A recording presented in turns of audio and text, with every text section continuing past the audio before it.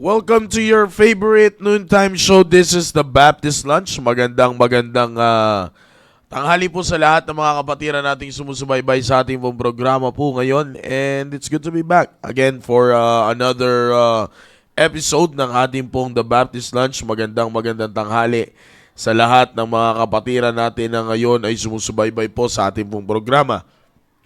And I do believe that the young people are excited. And I'm hoping and I'm praying na merong mga kabataang magsusubaybay sa ating programa ngayon. At Chabins, medyo sabihin mo sa mga pakitame ng konti yung mga dyan sa Manila Zoo. Mga kahayupan sa Manila Zoo. Yan. Alright, so again, magandang tanghali po sa lahat, no, sa lahat ng mga sumusubaybay po sa ating pong programa. Ay blessed Thursday afternoon po sa inyong lahat. At salamat sa Panginoon na tayo po ay nagkasama-sama po ngayon dito po sa ating pong programang The Baptist Lunch. And sa lahat ng mga members ng CSI, Christian Students Impact, magandang tanghali sa inyo, high school and college. At ganun din ay magandang tanghali po sa lahat ng mga young people mula sa Team Focus and Team Preparation. Magandang tanghali po sa inyong lahat. Alright, so ngayon ay magtutuloy-tuloy po tayo sa ating pong programa at nandoon tayo sa ating pong usapin na kung paano po ang epekto or how we will take the Word of God in your life, young people. And it is good thing na malaman nyo ang ganitong klaseng kalagayan ninyo. Kung kayo ba ay na tama ba ang pag-take ninyo ng salita ng Diyos or hindi tama ang pag-take ninyo sa salita ng Diyos. Sir, pwede ba yun? Yes, pwede mangyari yun. Pwedeng mangyari na mamali natin ang pag-take natin sa salita ng Diyos. Okay? So, kaya nga, ngayong tanghali na ito, ngayong umaga, ngayong tanghali na ito ay ating pag-aaralan yan. And salamat sa Panginoon na may pagkakataon tayo na makapag-aral ng kanyang salita. Again, disclaimer muna tayo, the very purpose of this program ay para hindi tayo, hindi mang-down ng tao at hindi mang-condemn ng tao, kundi mag-encourage ng tao. This program is meant for that.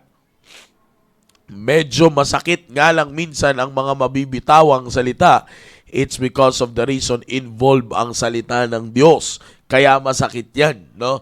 Hindi yan masakit sa anumang klaseng bagay kasi pinapatamaan ka at pinapaganito ka. Yaan ay masakit sa kadahilanan na ang salita ng Diyos ang nagsasalita para sa atin.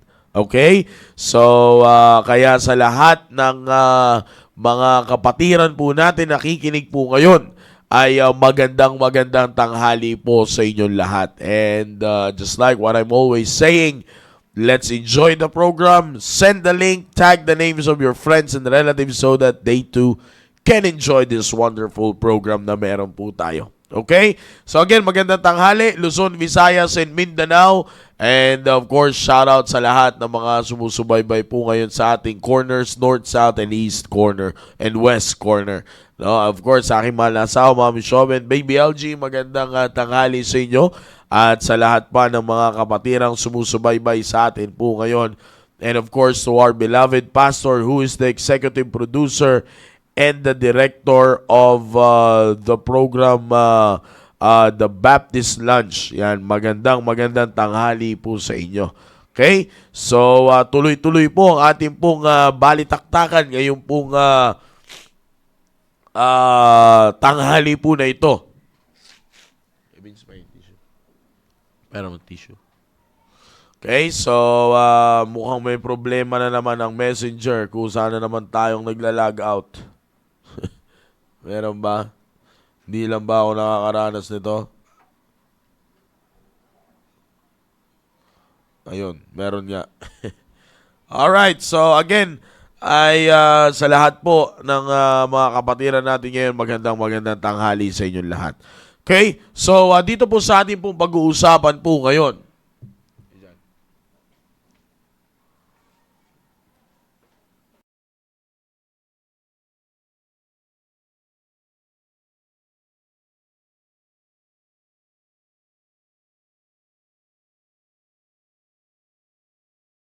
Dito po sa ating pong pag-uusapan ngayon ay ito ay magandang talakayan po ngayon pong tanghali na ito. Kaya kung kayo po ay mga young people na sumusubaybay sa ating pong programa ay I am praying that you will listen to this session ngayon or lesson ngayon pong tanghali na ito.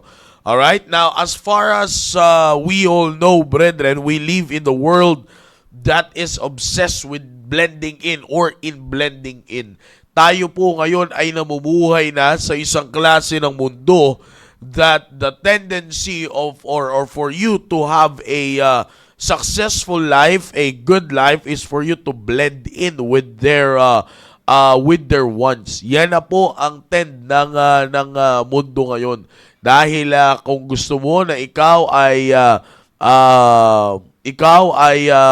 mag-blend sa society na to, or kung gusto mo na ikaw ay mag-succeed sa society na ito, you've got to blend yourself with them. So ibig sabihin, you've got to compromise. Now everywhere you look, ang sinasabi sa inyo mga young people ng society is to stay quiet, lower your standards, fit the mold, and take the easy path. Diba? Yan yung laging naririnig ninyo na sigaw ng mundo na ito. Yan ang naririnig ninyo. Yan yung roar ng mundo na ito. Okay? Sabi ko nga sa inyo, we live in a world na kung saan obsessed with blending in. Kailangan makapag-blend ka para ikaw ay magkaroon ng status sa lupa na ito. Para ikaw ay magkaroon ng status sa society na ito. Kaya nga ang sinasabi sa atin, ang sinasabi sa inyo, young people ng society is this. Okay? Okay ba yung Facebook natin, Sir John? Yeah, medyo nagkakaproblema ata yung Facebook ngayon, no? Parang minsan pawala-wala and then minsan ay babalik. Yeah, anyways. Yeah. Alright? So, yan na yan mga kapatid. Kaya nga ang sinasabi sa inyo, young people, ng mundo na ito is this world tells you, young people, to stay quiet. Gusto nang, lalo na kayo bilang isang mga Kristiyanong kabataan, lalo na kayo, the world wants you to be quiet. Gusto ng mundo tahimik kayo. Gusto ng mundo na mababa ang standard ninyo. Yan ang gusto ng mundo ngayon. The world wants you to lower your standards. The world wants you to be fit in this world and take the easy path. Di ba? Kaya nga makikita nyo po that most people spend their lives na kung saan ay nandoon sila sa sitwasyon na afraid sila mag-stand out. Takot sila mag-stand out. They are afraid to stand and they are afraid to be firm. Di ba? Yan ang kalagayan ng mga kabataan ngayon. Takot mag-stand, takot mag-stand out, at takot sila na maging establish sa mundo na ito. But mind you, young people, this is what my encouragement to you this afternoon. No? This afternoon, I would like to tell you that you are not created to compromise. Okay? You are not created to compromise. Yan ang tatandaan nyo, young people. You are not made to compromise. You are not made to blend in. You are not made to drift with the wrong crowd or with the wrong principle or with the wrong method of your life. You are not created for that. Kasi, tandaan natin, young people, ang hinahanap ng Diyos ay hindi yung mga passive na young people. God is not looking for a passive young people or half-hearted followers na sinasabi natin. Big sabihin nyo, sumusunod lang sa Kanya pero hindi full-hearted ang sumusunod, na magpapakita lang kapag easy. They will show up if they will show up kapag ang bagay na yan ay easy na. No, hindi yan po mga kapatid ang hinahanap ng Diyos.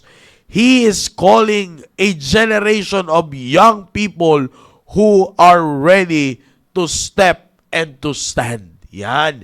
Yan ang gusto kong i-ano sa inyo ngayon, young people eh. Yung ang Diyos ay naghahanap ng mga kabataan na kung saan ready to stand and to step up. Mga lingkod ng Diyos, servants of the Word of God, who carry the Word of God as their ultimate weapon.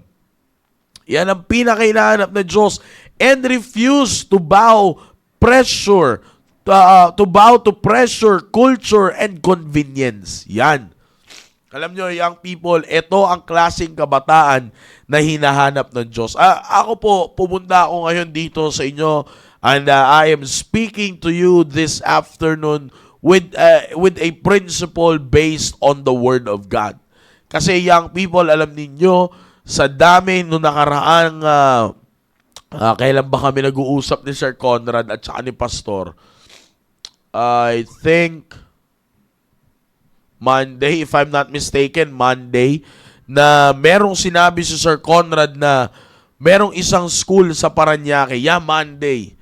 Merong isang school sa Parañaque na talagang naghahanap na ng mga magtuturo ng values, ng totoong values sa mga estudyante. Because a lot of students now are afraid.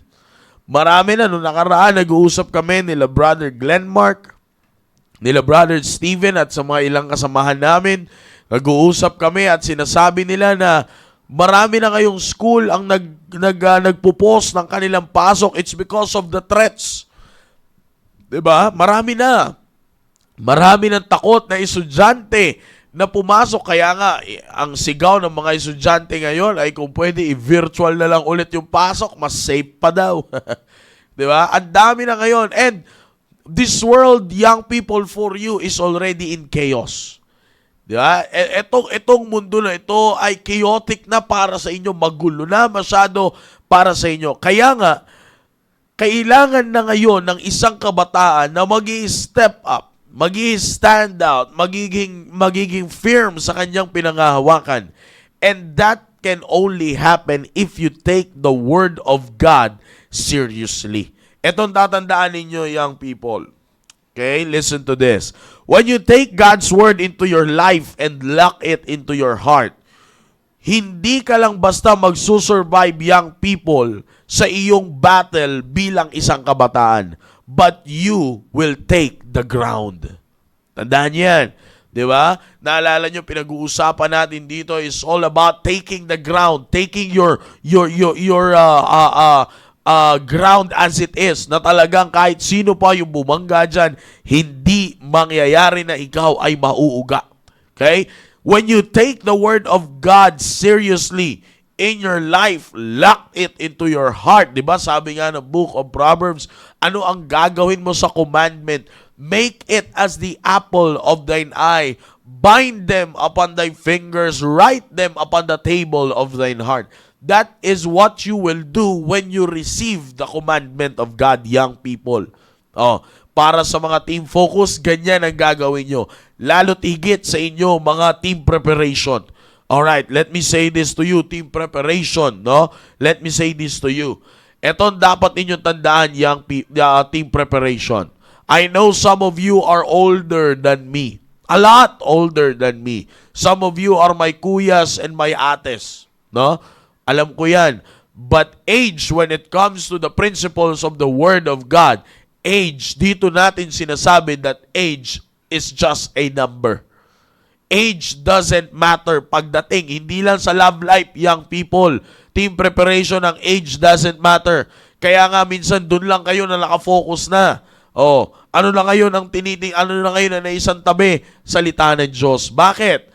Because this is what you should consider, team preparation sa mga nasa adult stage na ng kanilang kabataan. Your work, your status, your paycheck, your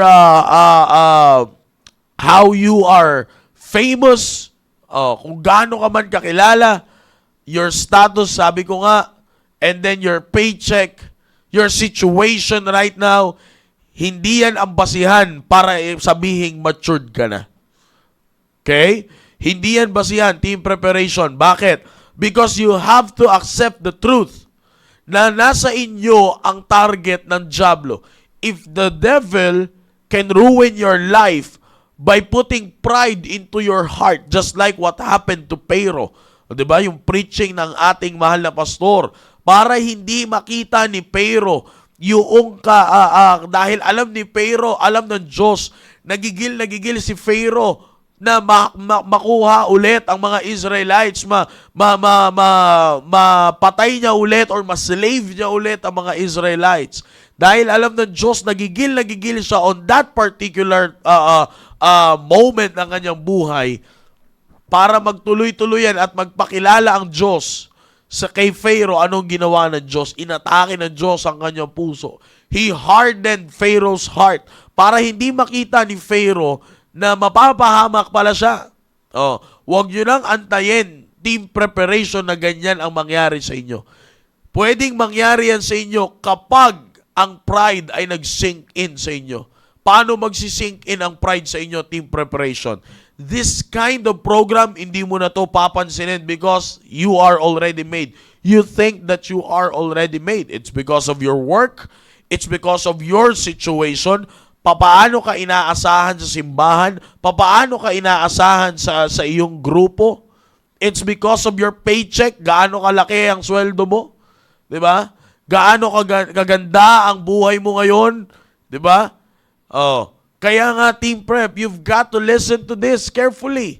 It's because the devil will try to ruin your life at ang focus niya ay nasa inyo because you are on the edge of making a family someday. And once the devil let you do that, nang wala siyang ginagawa, mag-i-establish ka ng isang pamilya na merong pagkatakot sa Diyos. Yan ang ayaw ng dyablo mangyari, mga kapatid. Kaya nga ang gagawin ng dyablo, ngayon pa lamang nag-i-start ka, sisirain niya na yan. Ngayon pa lamang nagpi-prepare ka, sisirain niya na yan. What you need to do is to take the Word of God seriously. Take the Word of God seriously. Kasi hindi ka lang magsusurvive pag tinake mo ang salita ng Diyos ng totoo sa iyong puso. You don't just survive the battles of your youth, but you take the ground. You take ground. Ibig sabihin talagang makakapag-establish ka, magiging firm ka sa kalagayan mo na yan. Now, what is the objective of this lesson? Okay? What is the objective of this lesson? Ngayon, ang pag-uusapan natin ngayon ay hindi lang tayo magpi-playing safe. Okay? We will not just talking about how we will be safe. Okay? Hindi tayo dito mag-uusap na para lang masabing safe na tayo.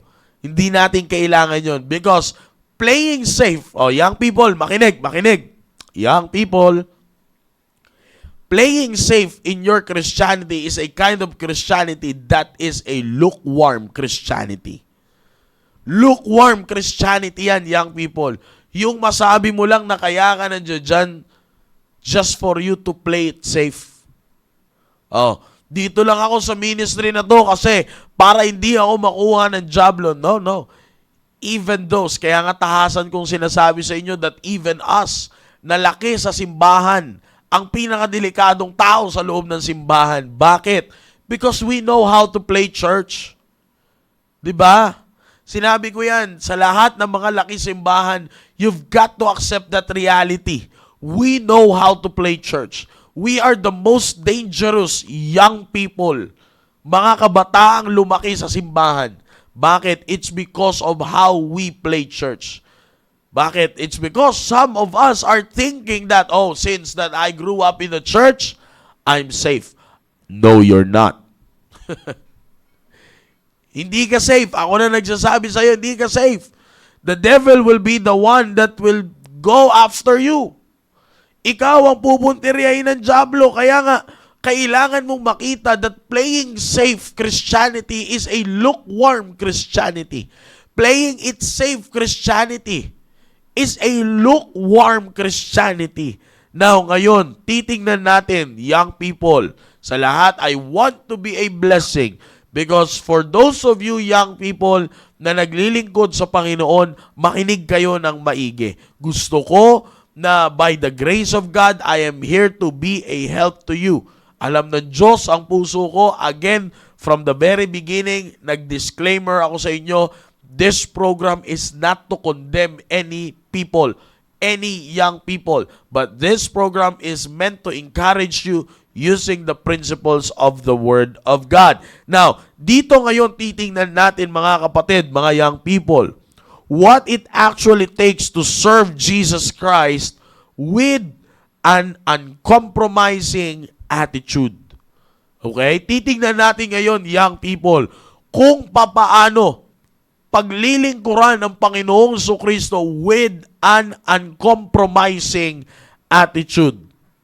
Okay? Now, pinag-aralan natin nung nakaraan is how to light your path with the power of the Word of God. Itong hawak natin ngayon. Ngayon, pag-aaralan natin dito, I made a series of lesson for this, young people. How to lock God's truth inside your heart para lagi kang ready na i-defend ang iyong pananampalataya. How to stand unshakable when everyone else is bending to the world or compromising to the world. Yan yung mga pag-aaralan natin, young people. Yan yung pinakamagandang pag-aralan natin, young people. Okay? So kaya sa lahat ng team focus and team preparation, you better listen. It's because kung gusto mo at para sa may mga ministries, maganda po itong pag-aaralan natin. I prayed for this and when I asked God to give me a lesson para dito, magkakaroon tayo ng series of lesson. Let's make this Baptist lunch scheduled for young people differently and exciting. Okay? So kaya young people, no, sit back, relax, and enjoy. Shout out sa mga kaklase nyong kasama dyan ngayon. Oh, by the way, kapag kayo ay merong mga kaklase na kasama nyo ngayon, i-type nyo lang dito kung anong pangalan nila, isa-shout out natin yan at let them see what kind of program you are watching on Facebook. Okay? Okay. Alright. Now, papaano ngayon mag-i-stand? Kung maalala ninyo, from the very beginning of this lesson, sabi ko, ang ating pag-uusapan, young people, is how you will take your ground using the Word of God. Okay? You ready? Now, papaano tayo ngayon magkakaroon ng uncompromising service? Okay? Young people, kayo, may mga ministry ngayon, may mga ministries ngayon.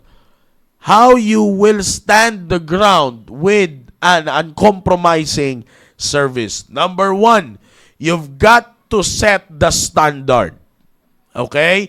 You've got to set the standard. Kailangan mong mag-set ng standard sa sarili mo. Na ano ang standard mo? Dapat magkaroon ka ng undivided loyalty. Okay? Your standard should be undivided loyalty. Ulitin ko, what's the standard? Undivided loyalty. Now, if you have your Bibles, and I don't know kung paano nyo ito, Sir John, siguro sa susunod ay naalala mo yung dati natin ginagawa. Yung pinapalabas yung Bible verse. Diyan, di ba? Baka alam ni Sir Tony yun. Nakalimutan ko lang parang inaano niya yun sinisync niya ata yun sa mga ibang basta may ginagawa si Sir Tony doon if you can, para maging tulong tayo sa live audience natin.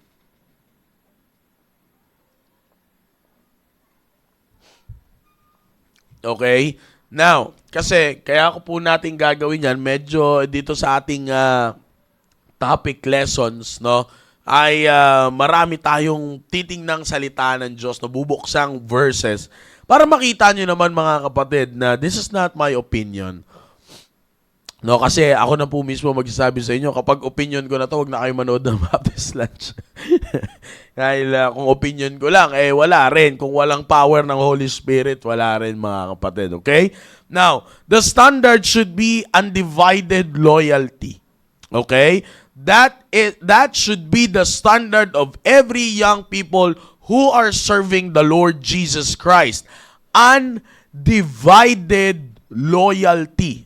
Now, para makita po natin ito, in Joshua chapter 24 verse number 15, the Bible says, "And if it seem evil unto you to serve the Lord." Joshua is declaring his faith or his stand when it comes to serving the Lord. Now, sabi po dito ni Joshua,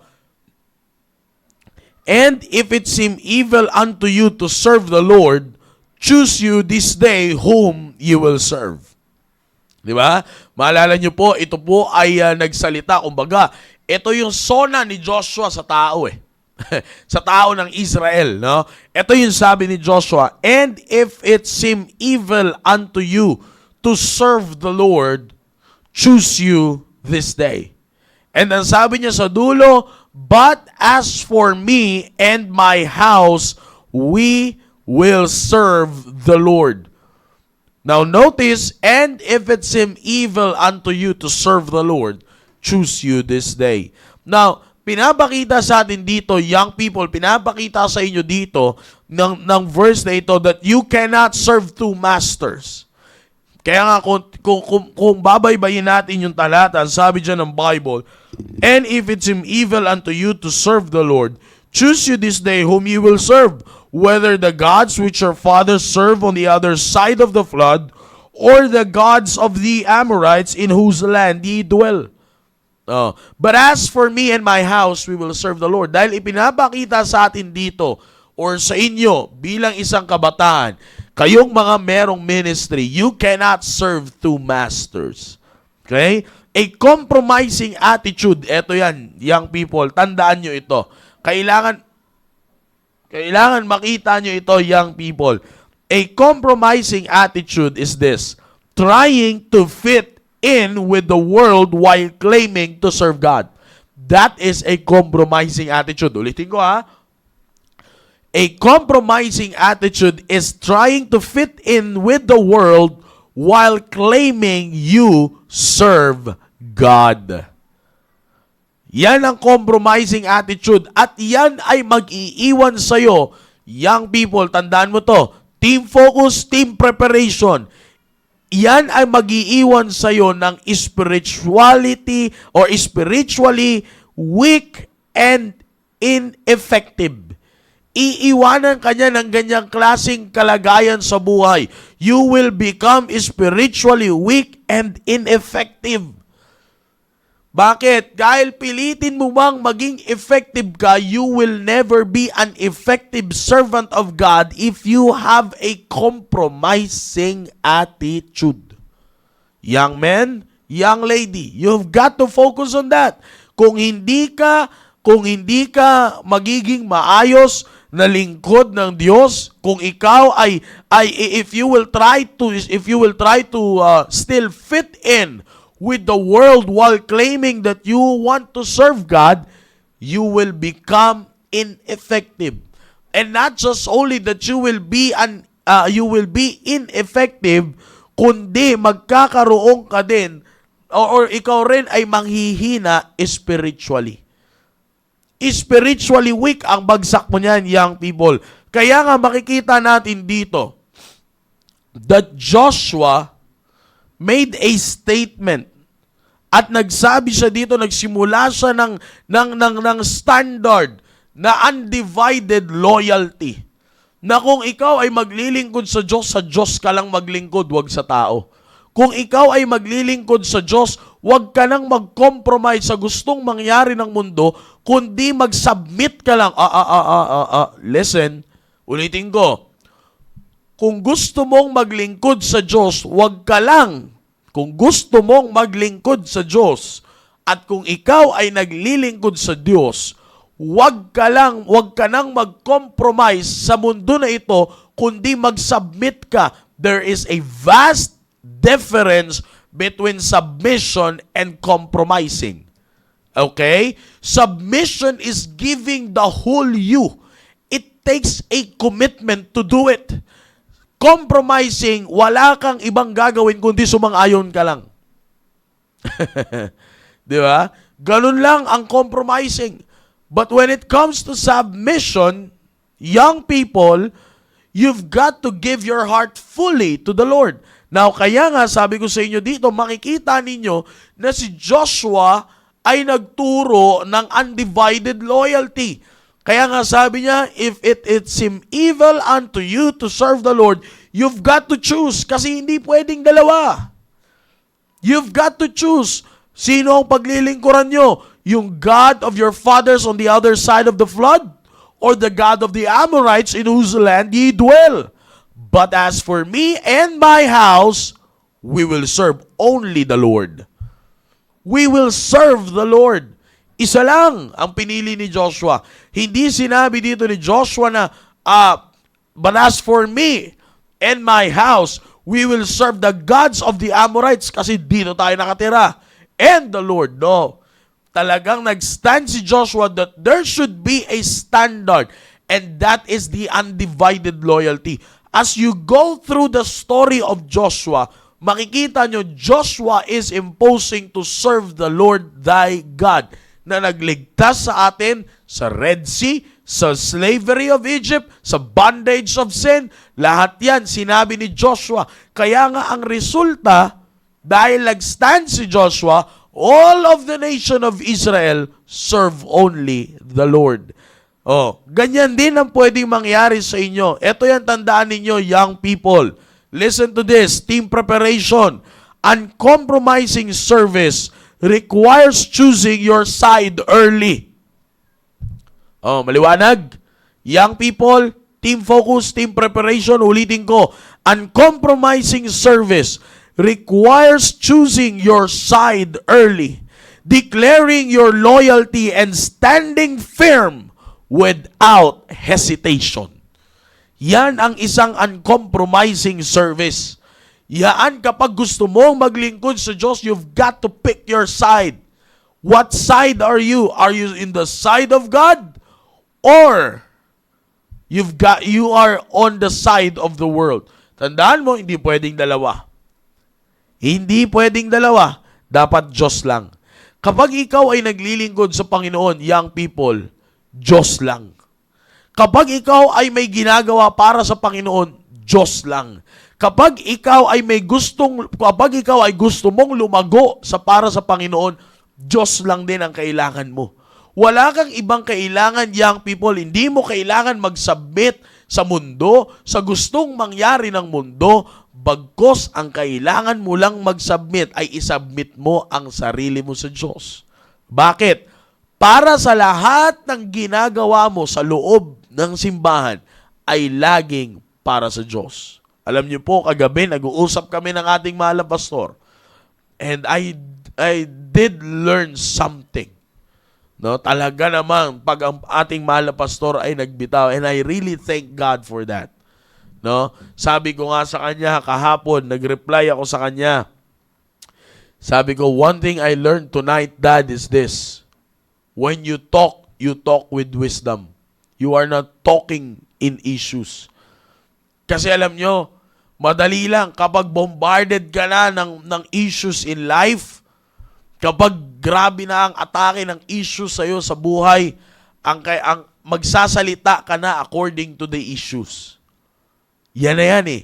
Pero kahapon or kagabi, young people, nako, sasabihin ko sa inyo, I wish I can share it to you. Pero nung nagsalita ang ating mahal na pastor, nung nagturo sa akin ulit, tinuruan ako ulit ng ating mahal na pastor, sinita na naman ako ng ating mahal na pastor. And again, that is what I always long for. Yung lagi kang masita kapag meron kang hindi magandang ginagawa. Yun ang gustong-gusto ko eh. Bakit? Kasi nandoon ang paglago.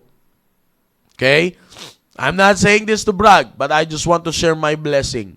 The blessing is, yung matuto ka na kahit tad-tad ka na ng issues, you don't talk with the issue.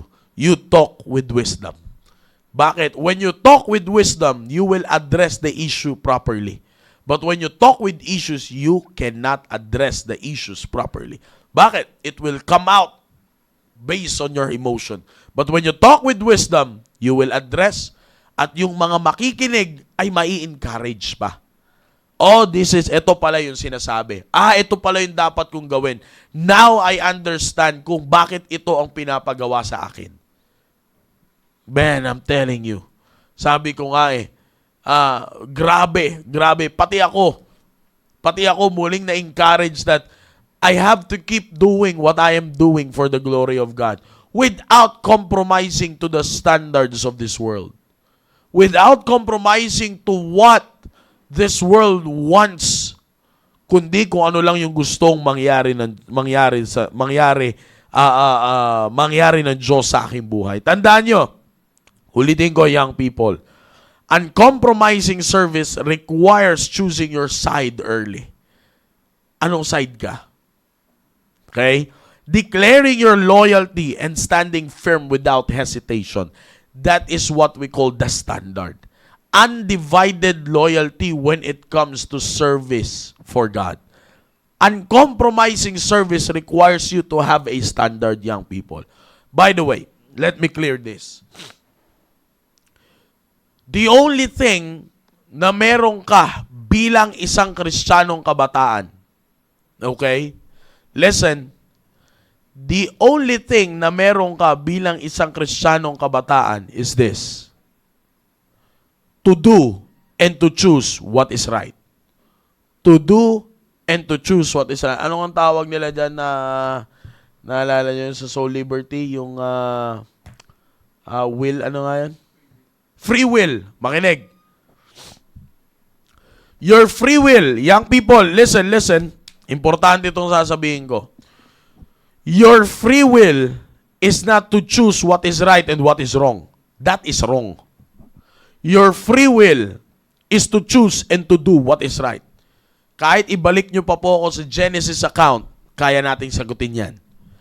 Walang free will na sinabi ang Diyos na piliin mo ang tama at mali. No. The only command of God for you is to what?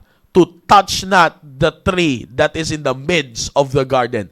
That is a command. It is not an option.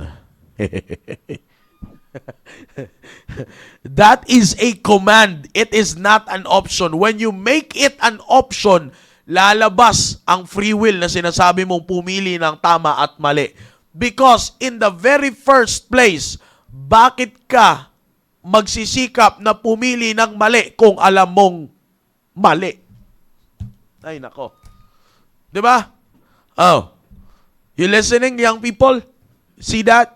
Now, bakit ko po sinasabi yan? Kasi nga, ang ating pinag-aaralan is the standard. How come that you can have the standard of undivided loyalty if you are still on the thinking that I have my own free will? Oh, kaya nga anong sabi ng mga young people ngayon? It's my life. It's now or never.